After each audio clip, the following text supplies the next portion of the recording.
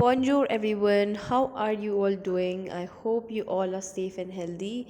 And for today, we are going to study about a very interesting poem, and that is On Killing a Tree by Jeev Patel from class ninth. The poet through this poem ironically conveys a profound message to readers on saving trees. जो poet है वो इस poem के through ये बताना चाह रहे हैं कि आपको क्या करना चाहिए, ट्रीज़ को सेव करना चाहिए, एक मैसेज देना चाहते हैं सभी लोगों को, सभी रीडर्स को. He ironically conveys a message that we should not cut trees. वो आयरॉनिकली बोल रहे हैं कि हमें क्या करना चाहिए, पेड़ पौधों को नहीं काटना चाहिए. ही सेज दैट जो ट्रीज़ हैं वो क्या है, लिविंग बींग्स हैं. जिस तरीके से ह्यूमन बींग्स के अंदर क्या है, ज़िंदगी है, एक फॉर्म ऑफ लाइफ है, उसी तरीके से जो लिविंग बींग्स हैं, जो ट्रीज़ हैं, वो भी क्या है, एक लिविंग बींग्स हैं. उनके अंदर भी क्या है, ज़िंदगी है. पूरी पोएम में जो पोएट है वो डिस्क्राइब करते हैं, बहुत इफेक्टिव स्टेप्स बताते हैं कि किस तरीके से हम कम्प्लीटली किल कर सकते हैं, डिस्ट्रॉय कर सकते हैं एक पेड़ को. पर वो क्या है, बहुत ही आयरॉनिकली ये सब बता रहे हैं ताकि वो क्या कर सके, हम सभी लोगों को जागरूक कर सके, सेंसिटाइज कर सके पीपल को towards the importance of tree. ये बता सके कि कितना ज़्यादा इम्पॉर्टेंट है, जो पेड़ है वो हमारी ज़िंदगी में कितना ज़्यादा इम्पोर्टेंस रखता है. इस पूरी पोएम में एक लिटरेरी टूल का इस्तेमाल किया गया है, and that is irony. Irony एक ऐसा फिगर ऑफ स्पीच है जिसमें विटी लैंग्वेज का इस्तेमाल किया जाता है ताकि क्या कर सके, इंसल्ट कर सके या फिर रिडिक्यूल या फिर स्कॉन कर सके. Specially saying one thing but implying the opposite. कुछ कहना चाहते हैं अलग और बोलते उसका मीनिंग क्या होता है, पूरा अपोजिट होता है, जिसे हम सार्काज़म भी कहते हैं. ठीक हो गया. तो उसका इस्तेमाल इसमें किया गया है. जो पोएट है गीव पटेल, उन्होंने बहुत ही इफेक्टिवली आयरनी का इस्तेमाल किया है, and he want to convey a message to the readers. और वो ये बताना चाहते हैं रीडर्स को कि कितना ज़्यादा इफ़ेक्टिव है हमारी ज़िंदगी में पेड़.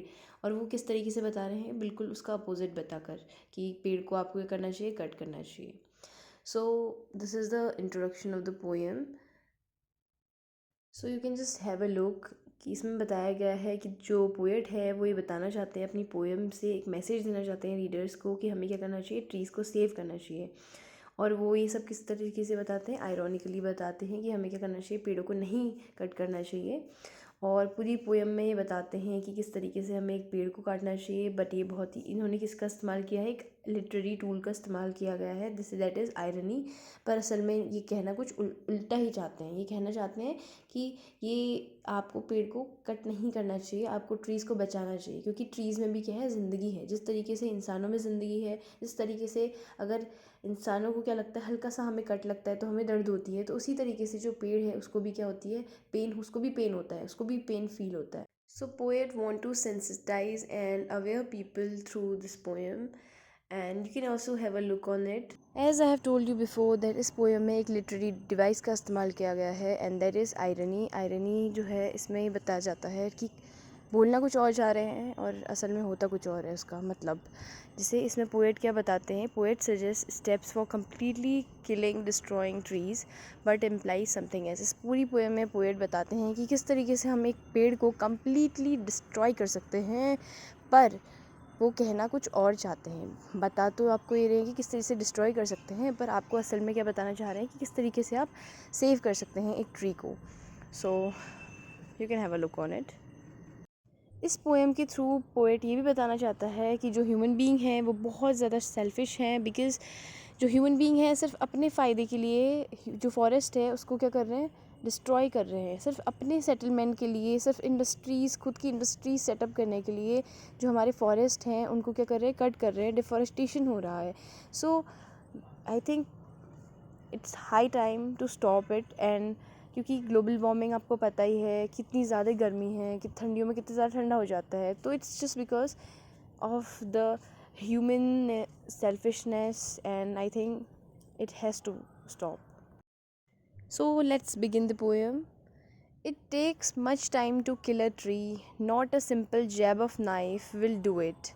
It has grown, slowly consuming the earth, rising out of it, feeding upon its crust, absorbing years of sunlight, air, water, and out of its leprous hide, sprouting leaves. In first stanza जो poet है वो एक simply ये बताना चाहते हैं कि simple एक कट से आप डिस्ट्रॉय नहीं कर सकते एक ट्री को. It takes a long time to kill it. बहुत ही लंबा टाइम लगेगा आपको एक पेड़ को डिस्ट्रॉय करने में, एक किल करने में आपको बहुत ज़्यादा लंबा टाइम लगेगा.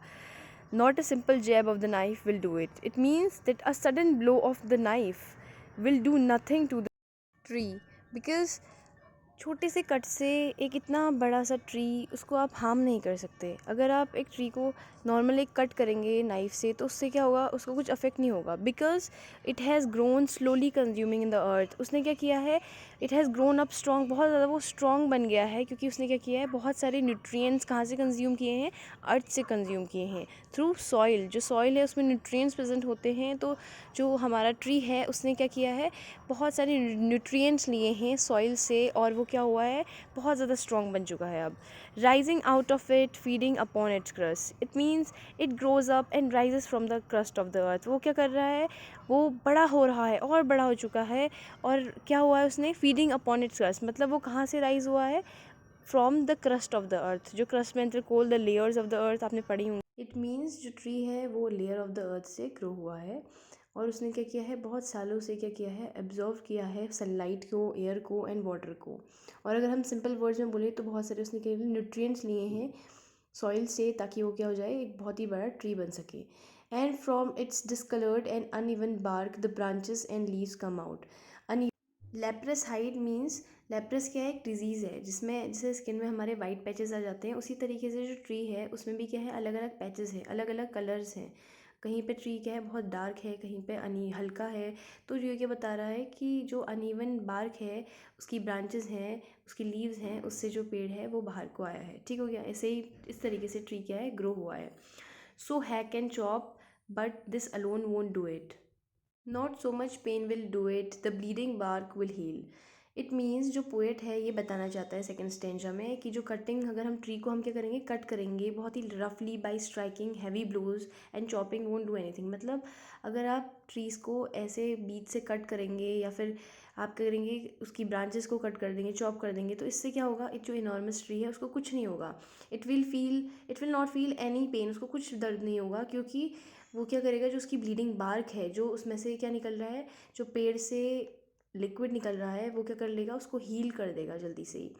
If we cut from bottom, अगर हम पेड़ को क्या करेंगे, बॉटम से नीचे से काट देंगे, that is from close to ground, यानी कि ग्राउंड के पास से काटेंगे, कट करेंगे, जो कर्ल्ड ग्रीन ट्विग्स हैं विल स्टार्ट ग्रोइंग. तो क्या होंगी, छोटी छोटी जो ट्विग्स हैं वो ग्रो करना स्टार्ट कर देंगी. पर क्या होगा, फिर भी पेड़ को कुछ नहीं होगा. Miniature boughs which if unchecked will expand again to former size. ये क्या बताना चाह रहे हैं, जो कर्ल्ड ग्रीन ट्विग्स हैं वो ग्रो करने लग जाएंगी, और उनकी क्या होंगी, मिनिएचर बोज, यानी कि मिनी ब्रांचेस, छोटी छोटी ब्रांचेस आना स्टार्ट हो जाएंगी. If they are unchecked then they will expand again and their normal and formal size as they use to be earlier. और अगर कुछ भी, अगर हम उनको लगातार अगर हम नहीं काटते रहें तो फिर से क्या हो जाएगा, दोबारा से वो क्या आती रहेंगी आती रहेंगी, जब तक हम उन्हें अच्छे से नहीं काट कर देते. No the root to be pulled out. अब पोएट ने क्या बताया है थर्ड स्टेंजा में कि तो अब आपको क्या करना है. अब आपको पोएट क्या बोलता है, the poet utter no, poet बताते हैं कि नहीं, ऐसे नहीं होगा, ऐसे हम एक ट्री को नहीं कट कर सकते, बिकॉज एक छोटा सा जो कट करेंगे हम नाइफ से, या फिर हम चॉप कर देंगे उसको एक्स से, उससे क्या होगा, कोई भी ट्री को हार्म नहीं होगा. सो नाउ जो पोएट है वो सार्कास्टिकली आयरनिकली एक्सप्लेन करता है कुछ ऐसे स्टेप्स जिससे हम क्या कर सकते हैं, ट्री को कट कर सकते हैं. रीडर्स को वो बताने की कोशिश कर रहा है. The root is to be pulled out of the anchoring earth. It is to be roped, tied and pulled out, snapped out और pulled out entirely. इसमें पोएट क्या बताते हैं, जो मदर अर्थ है, जो अर्थ जिससे जो रूट्स हैं वो इतने अच्छे से अटैच हैं, टाइटली सिक्योरली अटैच हैं, आपको करना चाहिए उन रूट से ही आपको करना चाहिए, ट्री को निकाल देना चाहिए, पुल आउट कर देना चाहिए. He says that it has to be pulled out. आपको क्या करना चाहिए, पूरी तरीके से एंटायरली पुल्ड आउट कर देना चाहिए रूट्स को. उसके बाद टाई कर देना चाहिए उनको रस्सियों से, और चॉप कर देना चाहिए पीसेज में, आपको उनको ट्रीज़ को चॉप कर देना चाहिए टुकड़ों में.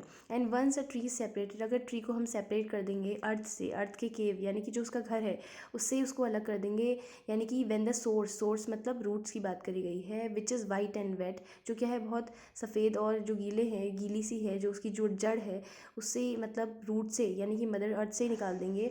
Which is the most sensitive and hidden part of the tree. जो सेंसिटिव, बहुत ज़्यादा सेंसिटिव पार्ट होता है, जो सबसे छुपा हुआ पार्ट होता है अर्थ का, जो ट्री का है, it is expose out and then the tree loss strength. और तभी जो ट्री है वो अपनी लॉस्ट क्या कर देगा, अपनी स्ट्रेंथ लॉस्ट कर देगा. इट मीन्स पोएट जो है वो हमें आयरॉनिकली बता रहे हैं कि अगर आपको एक ट्री को डिस्ट्रॉय करना है तो आप क्या करिए, अच्छे से ट्री को पुल आउट कर दीजिए, उसकी जो रूट है, उसका जो केव है, जो उसका घर है, उससे ही उसको निकाल दीजिए, उसके जो रूट्स हैं जो वाइट और वेट है उसको ही निकाल दीजिए। अगर आप रूट्स को ही निकाल देंगे, उसके बाद ट्रीज़ को चॉप करके अलग से ऐसी धूप में सुखा देंगे, तो क्या हो जाएगा, तो जो ट्री है वो अपनी स्ट्रेंथ खो देगा।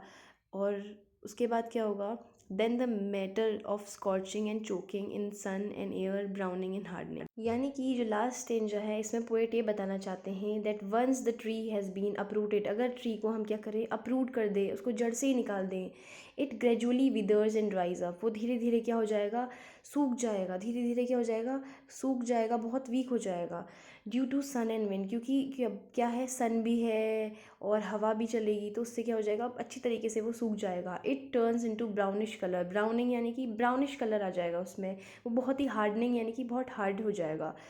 And after that twisting withering and then it's done, और फिर क्या हो जाएगा, फिर वो ट्विस्ट करेगा, मतलब फिर मुड़ जाएगा वो, फिर टर्न हो जाएगा, सूख जाएगा बहुत अच्छी तरीके से, एंड फाइनली शेड ऑफ, और फिर धीरे धीरे क्या कर देगा, अलग अलग मौसमों में अपनी स्किन को शेड कर देगा, यानी कि पूरी तरीके से ख़त्म हो जाएगा।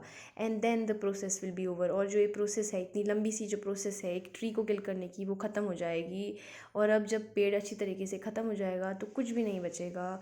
और इस तरीके से आयरनिकली जो पोएट है ये हमें इम्पोर्टेंस बताना चाहते हैं ट्री की, कि कितनी ज़रूरी है हमारी ज़िंदगी में, एक जो पेड़ है वो हमारी ज़िंदगी में कितना ज़्यादा ज़रूरी है, ये आपको बताने की ज़रूरत नहीं है, ऑलरेडी यू नो कि ट्री हमें ऑक्सीजन देते हैं, हम कार्बन डाइऑक्साइड लेते हैं, तो it's a very important and very integral part of our life.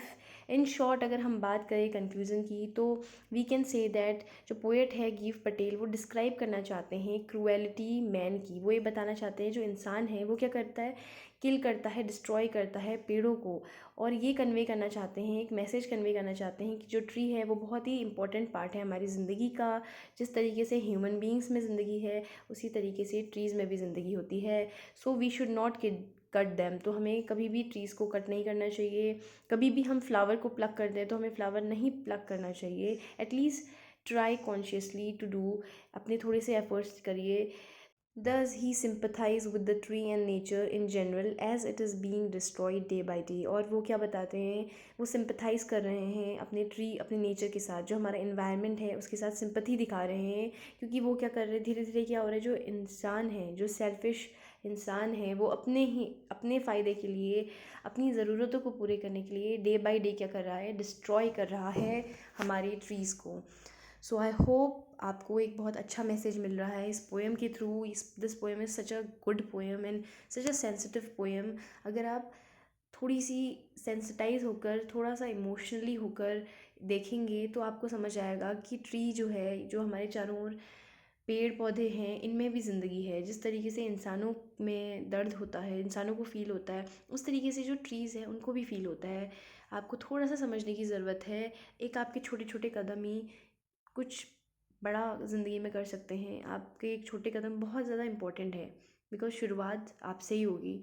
So I hope that you are going to save trees and you got the point and the gist of this poem, and I have written few vocabulary here। आपको कुछ vocabulary बताई है यहाँ पे, तो आप इनकी meaning आप लिख सकते हैं, आप समझ सकते हैं। जैसे जैब, टू हिट समथिंग फोर्सफुली, किसी को बहुत ही ज़्यादा फोर्सफुली हिट करेंगे, जैसे हम पेड़ को हिट करने की बात करी गई थी यहाँ पे। क्रस्ट यानी कि ऊपर की सबसे जो लेयर होती है अर्थ की, that is crust.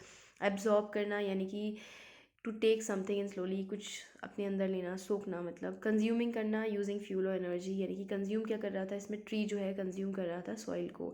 Leprous height जिसकी बात करी गई है, यानी कि डिस्कलर्ड बार्क, जो यानी कि ट्री का जो बार्क है वो क्या है, डिस्कलर्ड है। डिस्कलर्ड मीन्स अलग अलग रंग का है, कहीं पे हल्का है, कहीं पे आप देखते होंगे जो ट्री है उसमें क्या है, कहीं पे हल्का सा कलर है, कहीं पे डार्क कलर है, एक जैसा कलर नहीं होता। So that is leprous hide. Sprout means to produce leaves, sprouts you all no.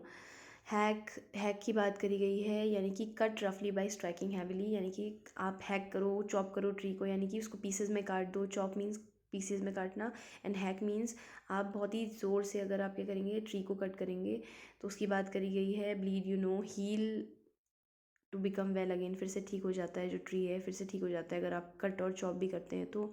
Bark जो आउटर कवर होता है ट्री का उसे बार्क कहा जाता है। मिनिएचर ग्रो यानी कि जो छोटी छोटी ब्रांचेस हैं वो दोबारा से उगने लग जाएंगी अगर आप अच्छी तरीके से रूट से उसको निकालेंगे ट्री को। इसमें बात करी गई है इसकी। फॉर्मर साइज़ मतलब फिर से क्या हो जाएगा, जो छोटे छोटे ट्विग्स हैं वो दोबारा से क्या हो जाएंगे, एक बड़े से ट्री बन जाएंगे, दोबारा से वो साइज़ अपना गेन कर देंगे। अगर आप ट्री को भी अगर आप कट करेंगे तो अगर आप इसको रूट से कट नहीं करेंगे तो फिर से ट्री क्या हो जाएगा, कुछ टाइम बाद या फिर सालों साल बाद फिर से वो क्या हो जाएगा, अपनी जो प्रीवियस साइज़ है उसका नॉर्मल साइज़ था फिर से उसमें वापस आ जाएगा। ठीक, यहाँ पे कुछ और वर्ड्स हैं जैसे कि एंकरिंग अर्थ, यानी कि ट्रीज़ एंकरिंग अर्थ की बात करी गई है, यानी कि trees are held securely with the help of the roots in the earth, यानी कि जो ट्री हैं वो अर्थ से क्या है, बहुत अच्छी तरीके से बधे हुए हैं। क्योंकि उस किस तरीके से बधे हुए हैं ट्रीज़ अर्थ से, through their roots. Snapped out मतलब चॉप करना, कट करना पूरी तरीके से। इसमें ट्रीज़ को कट करने की बात करी गई है। रोप्ड यानी कि टाई करेंगे हम रोप से जब हम ट्रीज़ को कट करेंगे, इसकी बात पोएम में करी गई है। पुल करना फिर हम रिमूव कर देंगे। उसके बाद सेंसिटिव, आपको बहुत ज़्यादा सेंसिटिव डेलिकेट होना चाहिए towards trees, towards the environment entirely, you know this is easy. Scorching and choking means drying off of the tree after being uprooted, मतलब ट्री को सुखा देना जब वो उसको हम कट कर देंगे। तो हार्डनिंग मतलब टू बहुत ज़्यादा हार्ड हो जाना, ट्विस्टिंग टर्न करना, विदर वीक हो जाना या ड्राई हो जाना। So these are few words and I hope आपको पोएम समझ आई होगी एंड आप एग्ज़ाम में अच्छी तरीके से परफॉर्म करिएगा। All the best. एंड अगर आपको पसंद आया explanation so please comment down below and thank you. See you on my next. Lots of love.